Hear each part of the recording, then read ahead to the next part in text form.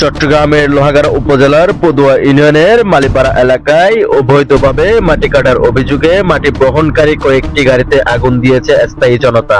এই ঘটনায় পুরো এলাকা জুড়ে চরম উত্তেজনা বিরাজ করছে। স্থায়ী সূত্রে জানা যায়, দীর্ঘদিন ধরে ওই এলাকায় অনুমোদন ছাড়াই মাটি কাটা ও পরিবহন কার্যক্রম চালাচ্ছিল। এতে পরিবেশ ক্ষতি ও স্থায়ীদের ভোগান্তি বাড়ছিল। এই বিষয়ে একাধিকবার অভিযোগ করা হলেও কার্যকর কোনো পদক্ষেপ না নেওয়ায় ক্ষুব্ধ হয়ে ওঠেন এলাকাবাসী। এরই জের ধরে বুধবার রাত আনুমানিক 12টার দিকে বিক্ষুব্ধ জনতা স্থায়ী মাটি বহনকারী কয়েকটি গাড়িতে আগুন ধরিয়ে দেয়। এতে গাড়িগুলো ব্যাপক ক্ষয়ক্ষতি হয়। খবর পেয়ে আইন শৃঙ্খলা বাহিনী ঘটনাস্থলে পৌঁছে পরিস্থিতি নিয়ন্ত্রণে আনে।